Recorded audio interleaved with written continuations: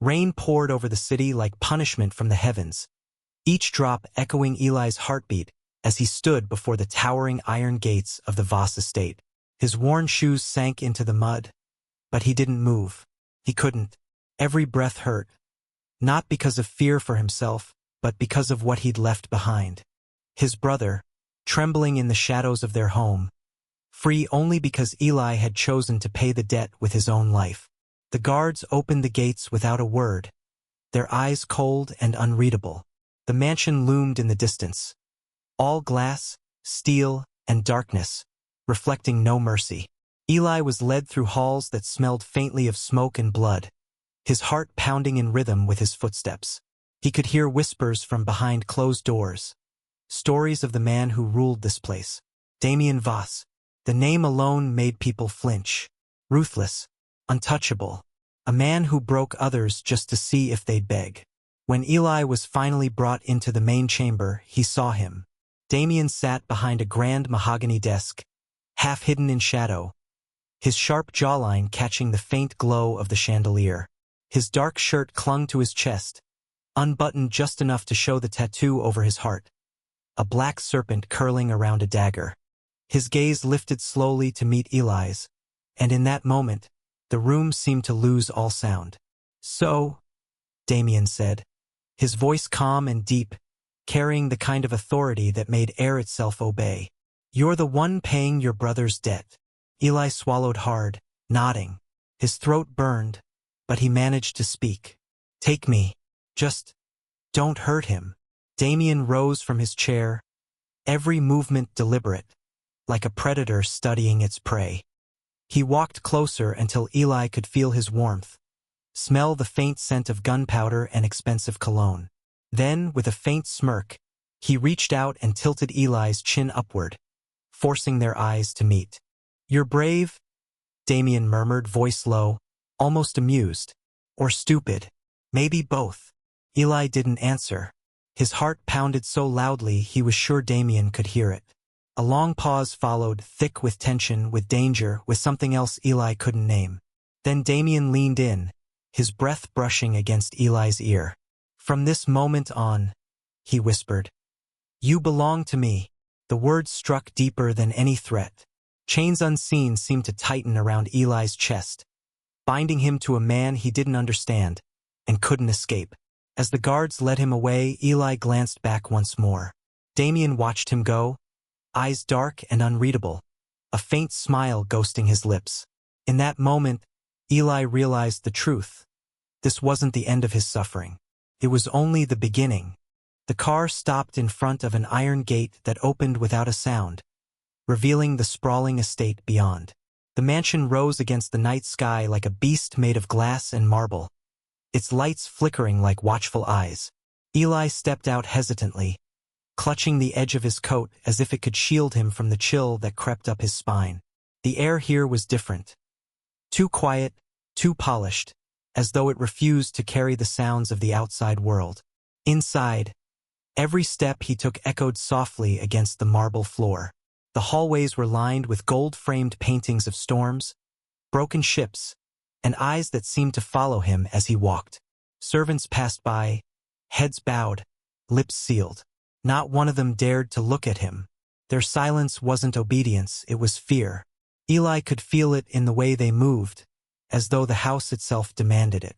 When Damien appeared again, the air shifted. He didn't speak. He didn't need to. Dressed in a simple black shirt, he walked ahead of Eli, each step measured, confident, commanding.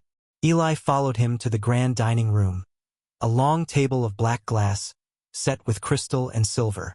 The chandelier above shimmered like stars trapped in ice. Dinner was quiet, painfully so. Eli barely touched the food before him.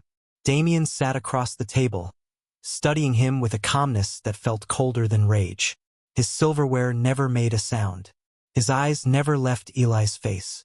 When their gazes met for the first time that night, Eli froze. There was something unsettling in that look. Not lust, not cruelty, but curiosity, deep and dangerous. "You're not eating," Damien finally said, voice smooth and quiet. Eli shook his head. "I'm not hungry." Damien's lips curved slightly, not in kindness but in understanding. You'll learn to be. Hunger teaches survival. When the meal ended, Eli was led to a room at the far end of the corridor. The door creaked open to reveal a space too beautiful to be real.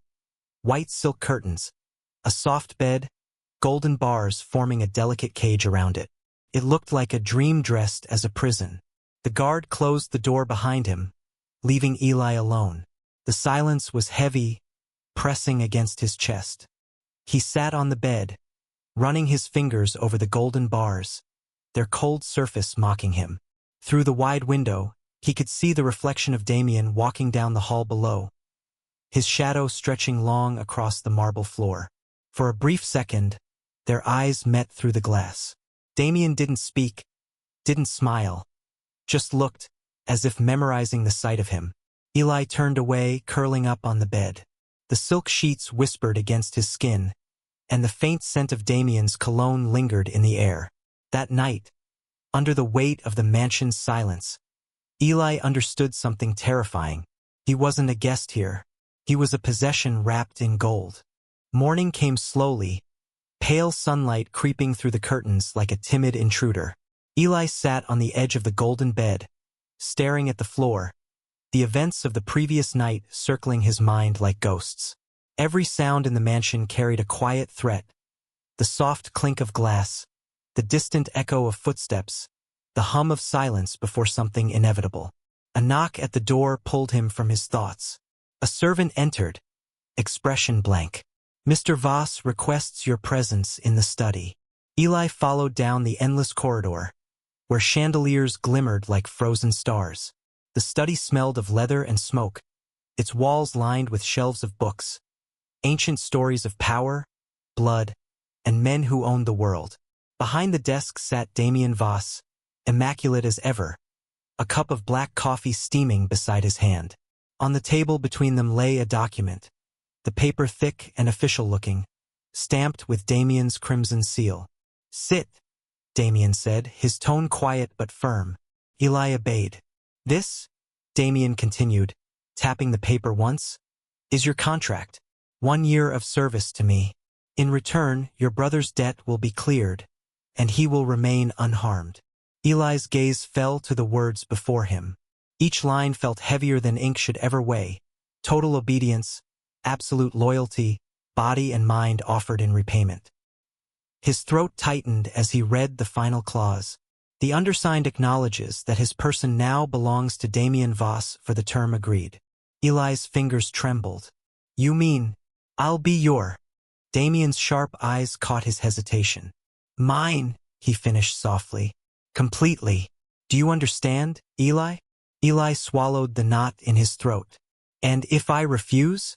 Damien leaned back in his chair, voice calm but cutting. "Then your brother's life ends before sunrise." The silence that followed was deafening. The sound of the pen sliding across paper seemed to echo through the entire room. Eli's signature was small, almost shaking, but once it touched the page, it might as well have been carved in stone. Damien took the contract, folding it neatly. "Good," he murmured, his tone unreadable. "Now it's official." He stood and walked around the desk, stopping in front of Eli. For a long moment, he simply looked down at him, the young man who had just traded freedom for love, blood, and duty. Then Damien reached out, brushing a thumb across Eli's cheek, his touch both gentle and terrifying. "From this day forward," Damien said, voice low, almost reverent, "you serve me in all things, but remember, Eli, obedience isn't just survival. It's trust." Eli's breath hitched, though he couldn't tell if it was fear or something far more dangerous. As Damien turned away, sunlight caught the edge of his ring, an insignia shaped like a serpent devouring its own tail. It gleamed briefly, like fate sealing its loop. And in that moment, Eli realized the truth. He hadn't just signed a contract. He had signed away his soul. The mansion was always silent, too large for the few who lived in it. The air smelled faintly of polished wood and secrets. Eli moved through the halls like a ghost, careful not to be seen, his mind still echoing with the sound of the pen scratching across his contract days earlier. Every glance, Every step reminded him that he was no longer free. That afternoon, while passing by the courtyard outside Damien's office, Eli heard a faint, broken sound, a cry too soft for anyone else to notice. He followed it to a corner near the stone wall, where a small stray cat lay trembling, one paw twisted and bloodied. Its fur was matted, eyes wide with pain and fear. Without thinking, Eli knelt beside it. "Hey, it's okay," he whispered, his voice gentle, the way one would speak to a frightened child.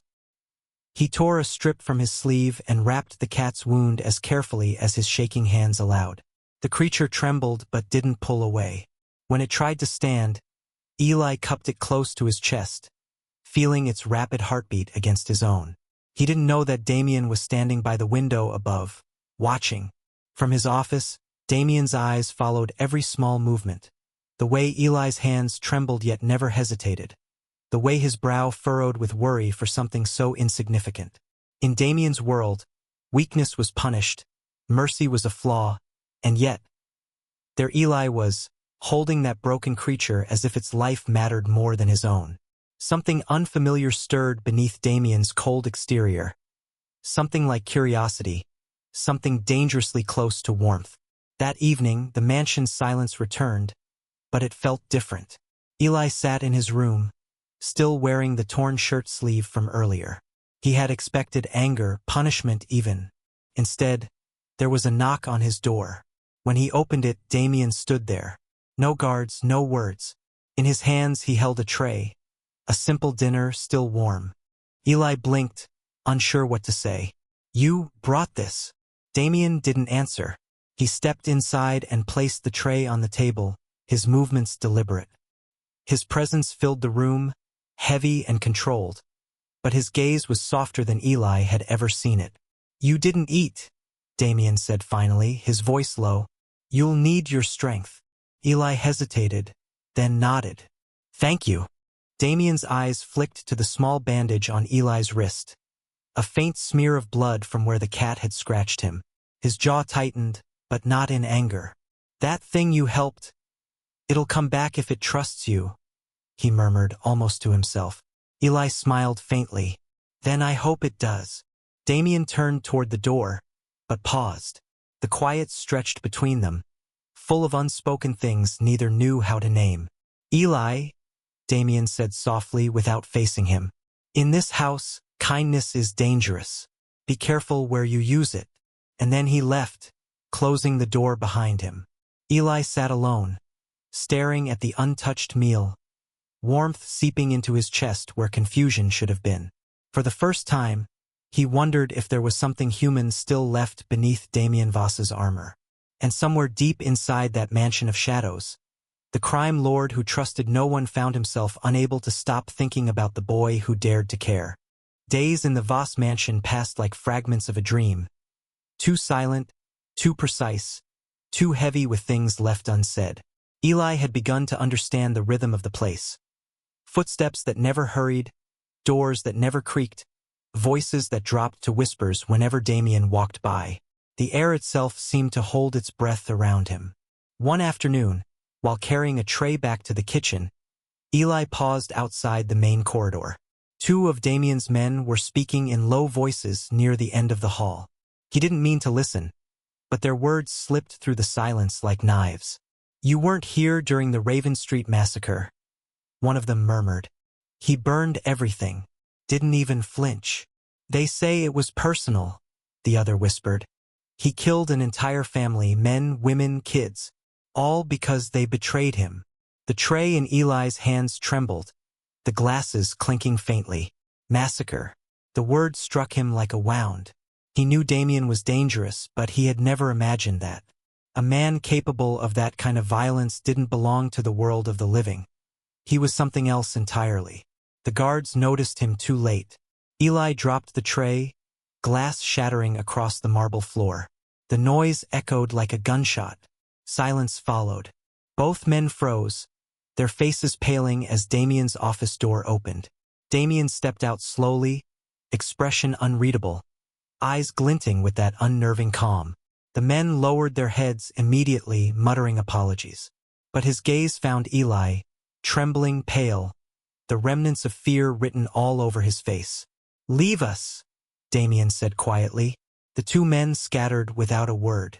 For a long moment Damien said nothing. The only sound was the faint drip of water from the broken glass. Then he walked toward Eli, slow and deliberate, until there was barely a breath between them. "Eli," he said softly, his tone neither kind nor cruel, just dangerously calm. "You shouldn't listen to things that aren't meant for you. Don't believe everything they say," he whispered finally, his breath brushing against Eli's ear. "But don't trust me either." He stepped back, his voice dropping even lower. "The truth is worse than the rumors." Eli stood frozen as Damien turned away, walking back into his office, closing the door with a quiet finality that made the entire hallway feel colder. That night Eli couldn't sleep. The words massacre, trust, and truth twisted in his mind, refusing to fade. He had seen a glimpse of something inside Damien. Not rage, but regret. A kind of pain so deep it had learned to wear a mask of control. For the first time, Eli realized he didn't just fear Damien. He wanted to understand him, and that, perhaps, was far more dangerous than fear itself. The night was heavy with rain. Thunder rolled over the mansion's roof, and lightning flashed across the tall windows, painting the halls in silver streaks. Everyone had gone to sleep or pretended to, but Eli couldn't. His heart had been restless for days, his thoughts circling only one thing: his brother. He hadn't heard from him since the day he signed the contract. No letters, no messages, just silence. And silence, Eli had learned, was more terrifying than anger. So when the rain softened to a whisper, he crept from his room. Barefoot, clutching the small phone he'd hidden inside his pillowcase, he made his way down the corridor, one that he wasn't supposed to walk at night. His hands trembled as he slipped through the back door into the courtyard, the cold air biting his skin. The moment the line connected and his brother's tired voice said, "Eli," the ache inside him cracked open. He smiled through tears. "It's me. I'm fine, don't worry. Just don't come here. Okay? Promise me." "Eli, what did you—" Before he could finish, the phone was ripped from Eli's hands. Damien stood in front of him, rain dripping from his black coat, eyes burning like wildfire in the dark. His presence made the air itself tremble. Eli's breath caught. I just wanted to make sure he's safe." The phone hit the ground with a sharp crack. Damien crushed it beneath his boot, shards scattering across the wet stone. The sound made Eli flinch, but what terrified him more was the silence that followed. Damien didn't speak, didn't yell. He just stared at Eli, chest rising and falling, 1,000 things flickering behind his eyes. Anger, fear, something else he couldn't name. Then suddenly Damien moved. He grabbed Eli by the wrist, not roughly, but with desperate strength, and pulled him into his chest. The world froze. The rain fell around them, soft and cold, but Damien's embrace was burning. His voice, when it came, was low and shaking. "Don't ever do that again," he whispered. "Don't ever make me lose you too." Eli's eyes widened. "Lose me too?" The words were wrong, too intimate, too raw. For a moment, Damien wasn't the ruthless crime lord. He was just a man haunted by ghosts.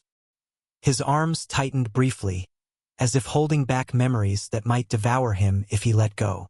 When he finally released Eli, his hands lingered, almost unwilling to let go. His voice had softened, but his gaze still carried the storm. "Go back inside," he said quietly, "before I forget how to be gentle." Eli obeyed, heart pounding, stepping back into the mansion. But even after the door closed, he could still feel Damien's warmth on his skin, and his words echoing in his mind. "Don't ever make me lose you too." That night, Eli realized the walls around Damien weren't built from cruelty. They were built from grief. And for the first time, he wondered if love was just another rule he wasn't supposed to break. The mansion was quieter than usual that night. The air carried an unfamiliar unease, a tremor that reached even the servants who always moved like shadows. Word spread quickly. Something had gone wrong during Damien's meeting with a rival syndicate. By the time Eli saw him again, Damien wasn't the cold, untouchable man he knew. He was pale. His suit jacket was stained with blood. Not much, but enough to make Eli's stomach twist. "Leave him," one of the guards muttered. He said no one's to disturb, but Eli pushed past before the man could finish. Damien was half collapsed on the couch in his study, one hand pressed against his side, his breathing ragged. For the first time he looked human, and it terrified Eli. "Damien, get out!" Damien rasped, voice hoarse and weak, but Eli didn't move. Instead, he knelt beside him, gently pulling away the hand that covered the wound. It wasn't deep, but the fever had already set in. He fetched a cloth and a bowl of water, his hands trembling as he cleaned the blood away. Damien's head tilted back against the couch, his eyes fluttering open and shut. "You don't have to play nurse," he muttered, his lips barely moving. "I'm not playing," Eli whispered, dipping the cloth again. "You're burning up." For hours, Eli stayed by his side, changing the damp cloth on his forehead, whispering softly whenever Damien stirred. When Damien groaned in pain, Eli's fingers brushed his hair back from his face. "It's okay," he murmured, voice barely a breath. "You're safe. Just rest." Outside, rain began to fall again, tapping gently against the windows. The same sound that had haunted Eli for nights. But this time it felt softer, warmer, like the world itself was holding its breath. By dawn, the fever broke. Damien's eyes opened, the ice in them dimmed by exhaustion.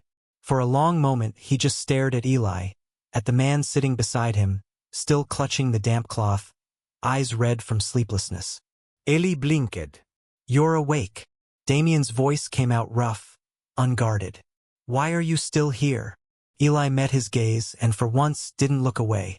"Because you're not as heartless as you pretend," he said softly. Damien froze. The words cut through the room sharper than any blade. No one had ever dared to speak to him like that. Not with defiance, not with kindness. His hand reached out before his mind caught up, fingers curling around Eli's. The touch was unsteady. A man grasping for something he didn't believe he deserved. Eli didn't pull away. For a long, fragile heartbeat, the two of them just sat there. The crime lord and the man who had been sold to him, bound by something that neither money nor fear could define. When Damien finally spoke again, his voice was quieter. "Go rest," he said. "That's an order." But Eli saw the tremor in his hand, the one that still refused to let go. As Eli rose to leave, Damien's grip lingered for a second longer, as if afraid the warmth would vanish with him. And for the first time, Eli realized that beneath the mask of cruelty, there was a man who'd forgotten what it felt like to be cared for. The evening glittered with wealth and menace. Diamonds flashed, champagne shimmered, and laughter hid the poison underneath. Eli had never seen a place like this. A ballroom filled with men who smiled like predators and women whose jewels weighed more than their hearts. And he stood among them, not as a guest, but as property. Damien's hand rested lightly on his back as they entered, a silent claim wrapped in control.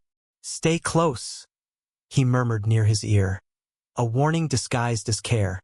Eli nodded, trying to steady his breathing. The suit he wore was tailored perfectly, but it felt like armor made of glass. Every pair of eyes that landed on him seemed to whisper the same thing. That's Damien Voss's new toy. At the center of it all, Damien moved like a storm in human form. Calm, commanding, untouchable. His presence demanded respect without a word. But Eli could feel the tension in him, the constant coil beneath the calm. The night dragged on with endless deals and dangerous smiles, until he appeared. Marcus Crane, a rival crime lord with a reputation for cruelty and a smirk that could slice through silk. He raised a glass toward Damien, eyes flicking to Eli. "So this is the little treasure you bought," Marcus drawled. "I must say, your taste is improving." Laughter rippled around them. Eli froze, the blood draining from his face. He wanted to disappear, but before he could move, Marcus stepped closer, brushing a lock of Eli's hair back with the back of his hand. The touch lasted less than a second, but it was enough. A sound like thunder shattered the laughter. Damien's hand clamped around Marcus's wrist, twisting hard. So fast, so brutal, that Marcus dropped his glass. The crowd went silent as Damien shoved him against the nearest table, eyes blazing. "No one touches what's mine," Damien hissed, voice low but trembling. Not with fear but fury. For a heartbeat, the entire room felt the weight of his rage. The air itself seemed to bow to it. Blood trickled down Marcus's wrist as Damien let him go, his breathing ragged. The guards tensed, unsure whether to intervene or flee. Eli reached out instinctively, fingers brushing Damien's sleeve. "Please," he whispered, his voice breaking the silence. "You'll regret it." Those words, that single please, snapped something inside Damien. He straightened slowly, his grip loosening, the monster's fire dimming into something almost human. Without another word, he turned and walked out, taking Eli by the wrist. The crowd parted like shadows before a flame. Back at the mansion, the silence between them was unbearable. Damien stood by the window, the city lights painting him in gold and ash. His hand still shook, faintly, betraying the calm mask he wore. Eli stood behind him, heart pounding. "You didn't have to do that." Damien's voice came out rough. "Didn't I? You think they'd have stopped if I hadn't?" Eli stepped closer. "You could have walked away." "Not when he touched you," Damien snapped, then stopped as if realizing what he'd said. The room fell silent. He turned, eyes softening, pain flickering behind them. "No one touches what's mine," he repeated, but this time, his voice trembled, as if the words themselves hurt him. He wasn't claiming ownership anymore. He was confessing something else, something he didn't yet understand. Eli swallowed hard, his chest aching. "I'm not yours," he whispered, "but I don't want to belong to anyone else either." For a moment, neither spoke. Only the quiet hum of the city filled the space between them, and in that silence, something shifted. Not ownership, not control, something deeper, something dangerously close to love. The days after the party were strangely quiet. Too quiet. The mansion, usually filled with the echoes of Damien's orders and the hurried footsteps of his men, felt hollow, like even the walls were holding their breath. Eli felt the absence before he understood it. Damien had vanished behind locked doors and long meetings. Meals were delivered to his office. His shadow no longer passed through the halls. Every attempt Eli made to see him ended with the same cold answer. "Mr. Voss is occupied." Occupied. With what or with whom no one would say. At first, Eli told himself it didn't matter. Damien was a crime lord, not a lover. His world had no room for feelings, especially not for the man he'd bought. But the ache in Eli's chest betrayed the lie. Each day without Damien's gaze, that storm of fire and restraint, felt heavier, emptier. One night, when the loneliness became unbearable, Eli went looking for him. He found Damien in his study, alone, the glow of the city spilling through the glass behind him. Papers lay scattered across the desk, untouched. His tie was loosened, his eyes shadowed with exhaustion, or something darker. Eli stood in the doorway. "You're avoiding me." Damien didn't look up. "You shouldn't be here. You've been saying that since the night I arrived," Eli said softly, stepping closer. "But you never mean it." That made Damien's head snap up, eyes meeting his sharp, tired, conflicted. "Go back to your room." "No." The word hung in the air like a spark before a flame.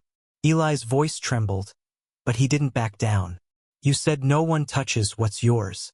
Then you disappear. You can't have both, Damien. You can't protect me one day and act like I don't exist the next." For a long moment, silence. Then Damien stood, crossing the space between them in 2 slow steps. The air shifted, heavy, electric. His hand came up, fingers brushing Eli's cheek, the touch soft but trembling. "You don't understand what you're doing to me," he said, voice low, ragged. "You were supposed to hate me. That was the rule." Eli's breath caught. "Then why don't you let me go?" Damien's jaw clenched. His eyes darkened. Not with anger, but something raw, almost desperate. He didn't answer. Instead, he moved, sudden, fierce, unstoppable. His lips crashed against Eli's. It wasn't gentle. It was years of restraint breaking, fire and guilt and longing all at once. Eli gasped against him, hands clutching Damien's shirt, every heartbeat blurring into the next. When Damien finally pulled back, his forehead pressed against Eli's, his breath hot and uneven. "You were supposed to hate me," he whispered again, softer this time, almost broken. "Why can't I hate you?" Eli's eyes fluttered open, searching his face. "Maybe because you never wanted to." For the first time, Damien looked afraid. Not of his enemies, not of death, but of the truth staring back at him. A heart that shouldn't feel, did. He stepped back, shaking his head as if trying to escape himself. "This can't happen," he murmured. "You don't belong in my world." Eli's voice was steady. Even his tears shimmered in his eyes. "Then maybe it's your world that doesn't belong to you anymore." Damien turned away, silent. The sound of his own heartbeat filled the room. Uneven, alive, and unbearably human. And for the first time since the night he bought Eli, Damien Voss, the man feared by all, realized he was the one who had been captured. The storm began before sunset. A sky full of restless thunder and wind that rattled the glass walls of the mansion. But the real storm was the one inside Eli's chest. He had just learned the news. His brother, the reason for everything, had vanished. The message came quietly through one of the servants who still pitied him. The debt collectors had returned. His brother hadn't been seen in days. And in that single instant, everything Damien had built around him, the walls, the control, the warmth that sometimes felt like love, shattered. Eli couldn't breathe. He couldn't stay. He packed what little he had. A shirt, a photograph, a piece of paper with his brother's old number scrawled on it. Every step toward the door felt like a betrayal, yet the thought of staying felt like a cage closing in around his heart. By the time he reached the gates, rain was pouring in sheets, soaking him to the bone. The guards didn't stop him, no one dared. Maybe they pitied him, or maybe they knew that if Damien wanted him found, he'd be found. He ran until the city lights blurred behind him, until his lungs burned, until his heart screamed louder than the thunder. But Damien found him. The roar of an engine cut through the downpour, followed by the slam of a car door. Eli froze as footsteps approached. Heavy, unhurried, filled with fury and something else entirely. When Damien stepped into the light, his hair was slicked with rain, his eyes blazing with something that was no longer just anger. "Where were you going?" he demanded, his voice raw. "You think you can just run from me? From this?" Elias tiest head. "My brother's missing, Damien. I can't stay here while he's out there. I can't live in your world when mine is falling apart. You think I don't know what loss feels like?" Damien's voice broke, louder than the storm. "You think I don't?" He stopped mid-sentence, his breath trembling, his jaw tightening as if holding back the truth. Eli stepped back, shaking his head. "You don't understand. You never could. You bought me like I was nothing." "I bought you," Damien interrupted, his voice suddenly low, trembling, "because I couldn't stand to watch another innocent person get destroyed. I did it because I couldn't save anyone else." The words hit Eli harder than the rain. For a moment, neither moved. Then Damien did something Eli never expected. He dropped to his knees. The rain fell harder, soaking his black coat, dripping from his lashes, but he didn't care. He looked up at Eli, his expression stripped of every mask, every layer of the monster he pretended to be. "If you go," he said quietly, "I lose the only light I ever had." The words tore through Eli like a blade made of sorrow and truth. The man who had once bought him, chained him, commanded him, was now kneeling before him in the rain, begging him to stay. "Damien," Eli's voice cracked. He tried to speak, but the sound dissolved into sobs. "You shouldn't say things like that. I can't help it anymore." Damien's voice shook. "You're the only thing that makes me remember I'm still human." Eli's knees gave way, and he sank down too, the rain washing away his tears. He reached out, his hands trembling, and touched Damien's face. The warmth beneath the cold rain was unbearable. "I thought your chains were about control," Eli whispered. "But they were never power, were they?" Damien's eyes softened, his hand covering Eli's against his cheek. "No," he breathed. "They were never power. They were you." And for the first time, Eli saw it. Not the crime lord, not the monster, but the man beneath it all. A man who had lost too much and found too much in him. Under the rain, their world fell silent. No master, no prisoner, just two men, broken in different ways, finding the pieces they had lost in each other. The morning after the storm was eerily calm. Golden sunlight filtered through the windows of the mansion, painting everything in deceptive warmth, as if the world itself had forgotten that men like Damien Voss didn't live in peace. Eli sat at the dining table, hands wrapped around a cup of untouched coffee. Across from him, Damien was speaking quietly into his earpiece, giving orders in that cold, deliberate tone that made everyone listen. But something in his eyes had changed, a quiet fire that hadn't been there before. Eli realized then that last night hadn't just broken the walls between them. It had changed them both. But peace, as always, was a lie. By noon, the betrayal had begun. It happened fast, too fast. The news came from the streets, whispered by terrified voices. The police had raided one of Damien's warehouses, armed with information only someone close could have given. When Damien's men dragged in the traitor, the entire mansion went silent. It was Luca, his right-hand man, the one who had stood beside him for nearly a decade. Eli watched from the staircase as Damien stared at Luca, expression unreadable. "Why?" he asked softly. Luca's smirk was bitter. "You've gone soft. All because of him." His eyes flicked toward Eli. Before anyone could react, a gunshot cracked through the room, but not from Damien. Smoke curled from Luca's weapon, and Eli gasped as a bullet shattered the vase beside him. By the time Damien reached for his gun, Luca was gone, and so was Eli. Hours passed. Then night fell, and with it Damien's restraint. The city burned. Warehouses, safehouses, every building Luca had ever touched, all reduced to flame. The air was thick with smoke and sirens, the streets crawling with fear. But Damien didn't stop. Not when his men begged. Not when blood ran through the gutters. Because somewhere out there, in the heart of the chaos, Eli was being held hostage. He moved like a phantom, no mercy, no hesitation. Every rival gang that had ever crossed him suddenly found their world collapsing. By the time he reached Luca's hideout, a crumbling factory at the city's edge, the fire had already spread, glowing like a second dawn. Inside, Eli struggled against his bindings, coughing through smoke. Luca stood over him, gun in hand. "Do you even know what he's done for you?" Luca sneered. "You think you're special? You're his weakness. And tonight you'll be his ruin." Then the door exploded inward. Damien appeared through the smoke, gun raised, eyes burning with something beyond fury, something wild and primal. "Let him go." Luca laughed. "You'd really kill me for him?" Damien stepped forward, each word like a growl. "I'd burn the world for him." A single shot rang out. When the smoke cleared, Luca was on the ground. Damien dropped his gun and rushed to Eli, untying him with shaking hands.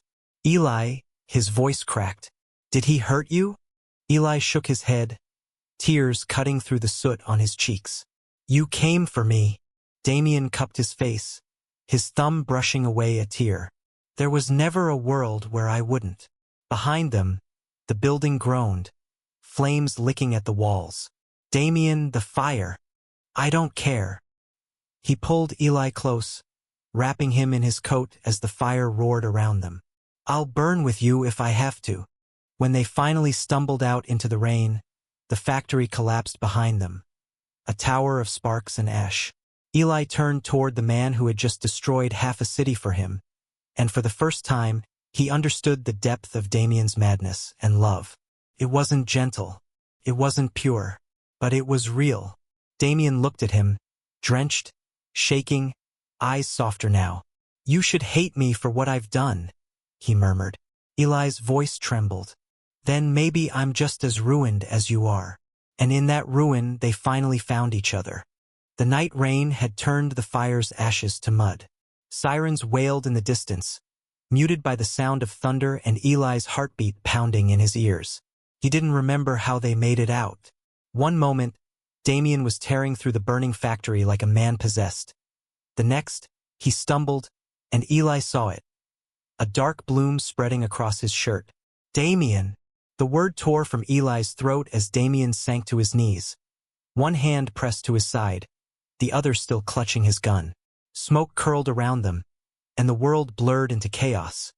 Fire, rain, and the taste of blood in the air.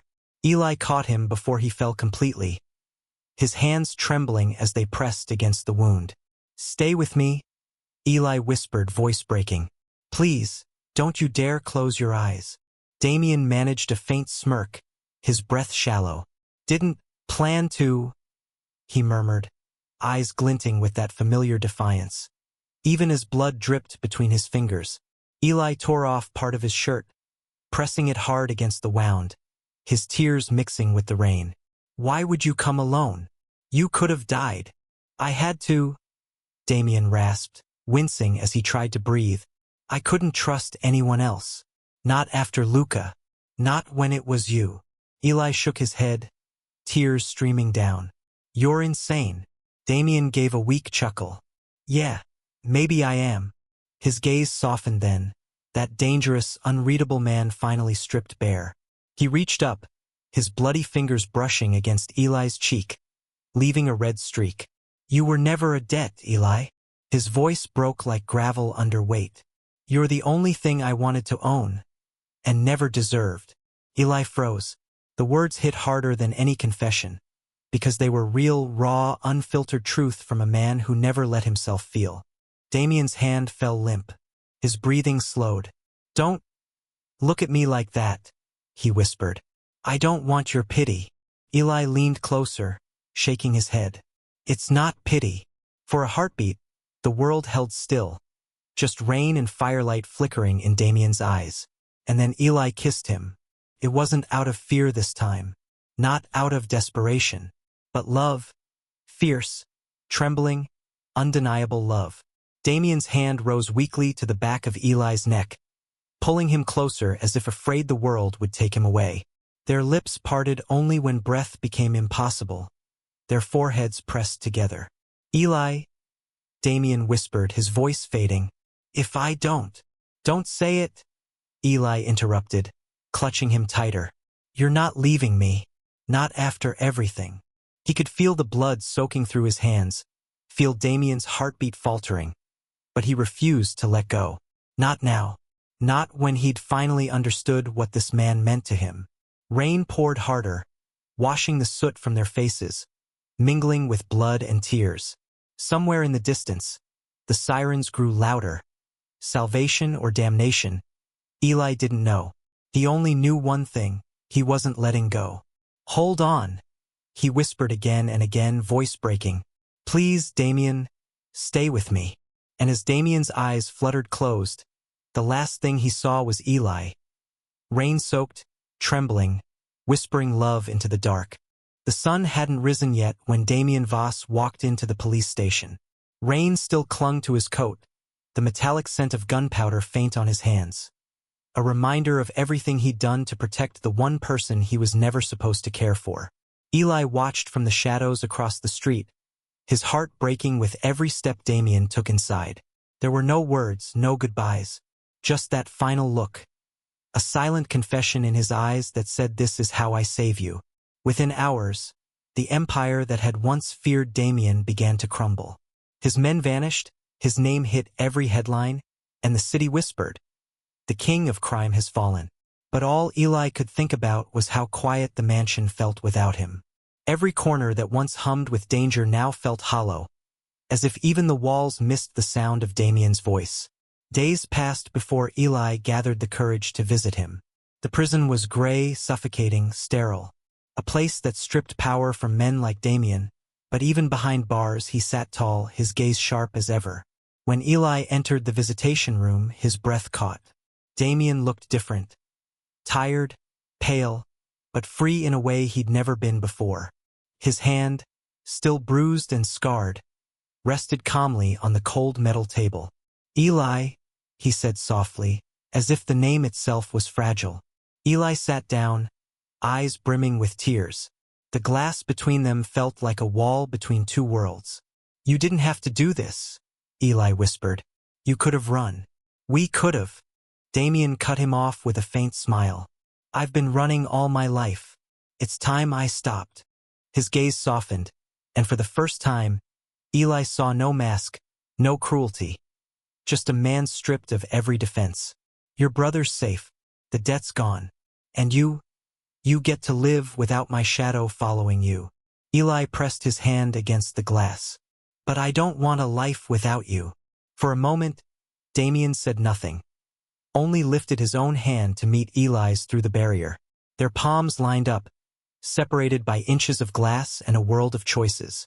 "You deserve more than a man like me," Damien said quietly. "And yet," Eli replied, tears slipping down his cheeks, "you're the only one I ever wanted." The silence that followed was full, heavy, and alive.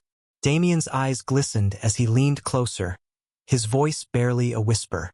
"Eli, if I ever make it out of here." Eli smiled through the tears. "Don't. You will make it out." He took a shaky breath, his words trembling but sure. "I'll wait until you walk free. You taught me that monsters can love too." For the first time, Damien laughed softly, the sound cracked and human. "Then maybe," he said, "there's still hope for me after all." The guard's voice broke the moment. "Time's up." Eli stood, his palm lingering against the glass one last time. Damien watched him go, the weight of loss in his eyes, but also something brighter. Peace. As Eli walked out into the pale morning light, he glanced back once more. Behind that thick glass and iron bars, Damien Voss, the man the world called a monster, sat with a faint, almost tender smile. And for the first time, Eli knew that even in chains, Damien was finally free. The sea had a way of washing things clean, even sins.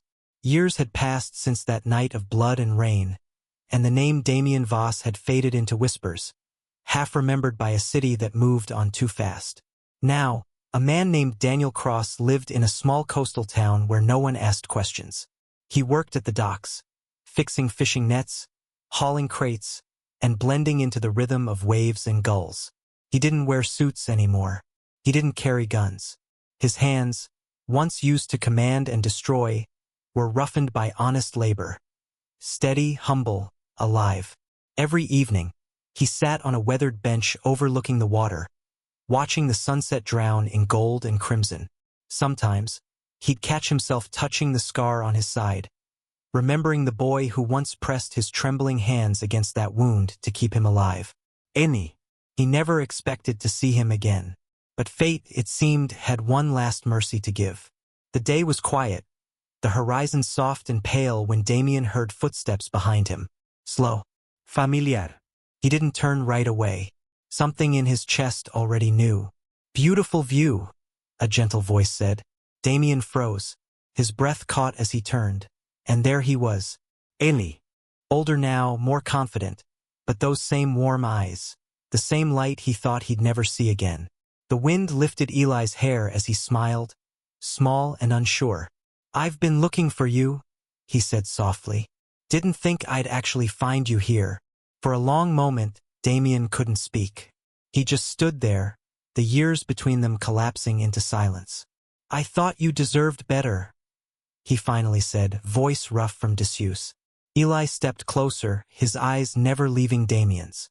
"Better than the man who saved my life? The man who turned himself in to give me mine back?" He shook his head gently. "You're all I ever wanted, Damien." Hearing his real name again, his name, broke something open inside him.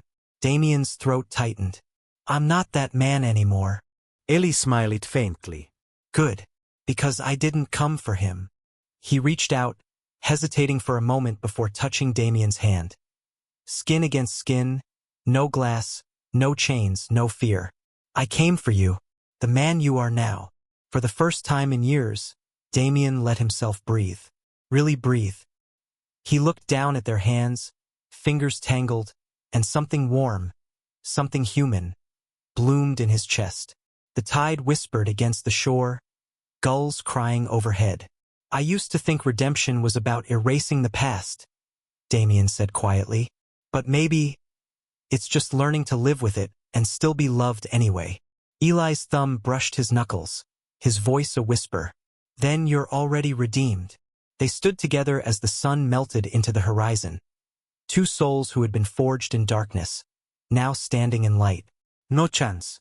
No debts. Only love that had survived everything. And when Damien finally pulled Eli into his arms, the world felt still again, as if it, too, had been waiting for this moment. The first light of dawn spilled over the waves, painting the sea in silver and rose. The small coastal town still slept, but on the beach, two figures stood where the tide met the sand, the place where past and present touched and washed clean again. Eli had woken early, drawn by the sound of the ocean. He found Damien already there, barefoot, wind in his hair, the horizon reflected in his eyes. He looked peaceful, more human than Eli had ever seen him. When Damien turned, there was something in his gaze that made Eli's breath catch. A storm quieted. A man rebuilt. He walked closer, stopping just before him. For a moment, neither spoke. The only sound was the soft rush of waves kissing the shore. Then, slowly, Damien sank to his knees. Damien, Eli whispered, startled. What are you? Damien's voice trembled, deep and raw. I once bought you to pay a debt, he said, looking up, eyes gleaming with tears the sea couldn't hide. But you paid mine, the one no money could ever erase. His hand came to rest over his heart. You saved the part of me I thought was already gone. Eli's lips parted, his chest tightening. The sight of this man, the once feared crime lord, kneeling before him in the sunrise, was almost too much to bear. Tears welled in his eyes as he reached into his pocket and pulled out a small silver ring. Its design was simple, unadorned, yet glowing in the morning light. He placed it gently into Damien's trembling hand. You don't need to kneel anymore, Eli said softly, his voice breaking into a smile. Just walk beside me. Damien looked at the ring, and then at Eli. The waves rolled over his knees, cool and alive, as if the sea itself was listening. For a long heartbeat, neither of them moved. Then Damien rose, the ring glinting between his fingers. He took Eli's hand and slid the ring onto his finger. Slow, reverent, sure. No contracts, no cages. Just a promise, made quietly beneath the dawn. I used to think love was a weakness, Damien murmured.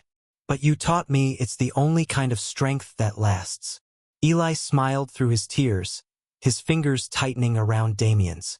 And you taught me that even monsters can find heaven, if they stop running.